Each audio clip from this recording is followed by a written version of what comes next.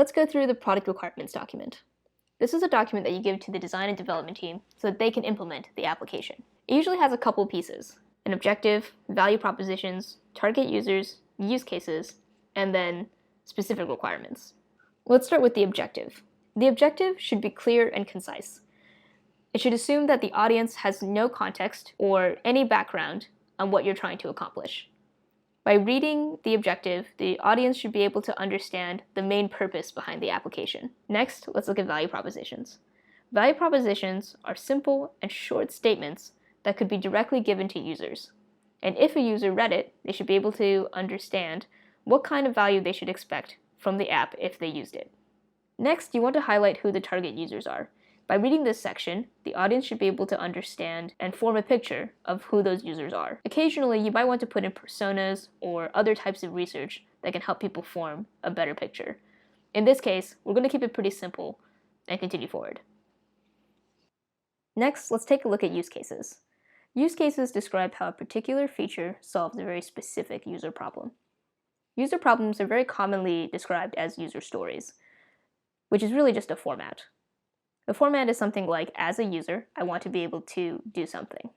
This is really common because it encourages the reader to think more from the user's perspective. You can see here in our table that we have features on the left-hand side and user stories on the right-hand side. Each feature maps to some pretty obvious user stories.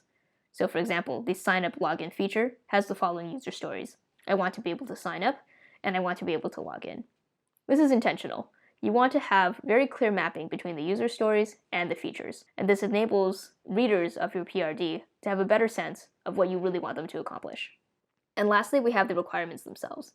This section is broken up into features, and each feature has an objective and then a specific list of what needs to be implemented inside that feature. Let's take a look at the first one, sign up login. We have an objective, and then we have specific requirements. So for example, the sign up section must include the name, email, and password, and the login would have to require the email and password. This removes a lot of the ambiguity in implementing the login or sign up feature. If we had just said sign up for the app and log in for the app, we would not have been able to identify what specific pieces of data should have been implemented. It's also unclear how they should sign up. Should they have a username?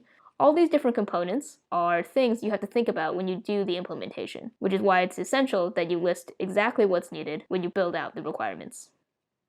Next, let's look at create a relay. In this feature, we want to allow the user to create a relay and track their progress. Specifically, when they set a relay, we want to say that they have to specify a goal, and we have an example here. They have to specify a frequency, which will be per week. They have to list a type, which will be from this particular list, and then they have to specify a start date and an end date. And again, we list these specific requirements because this is the type of data we want to make sure is available in the app. Find a relay. In this feature, we're going to allow the user to find and join relays. Users should be able to browse available relays, they should be able to filter those relays, and they should be able to see specific information about a relay. We also have some additional logic here. Once a user joins a relay, it should be added to their main dashboard for easy access. Additionally, once you have a relay, it should start on the start date, and after the start date, we should not allow new participants to join. Notice that this type of logical flow is specified. So again, when the designers and developers are implementing an application, they understand that this is logic that has to be built or designed. Run a relay.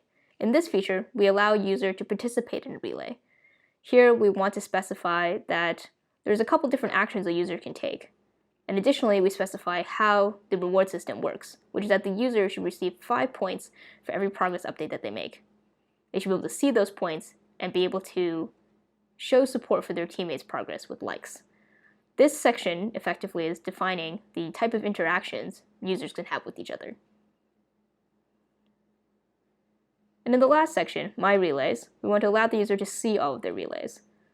So the user should be able to see content that they've created as well as what they've joined. It should contain very specific pieces of information, and the relay should have a status by which the user can distinguish it by. And those would be active, completed, or not started. And finally, the user should be able to see their total points. By reading this PRD, the design and development team should be able to understand a rough picture of how to actually build out the app.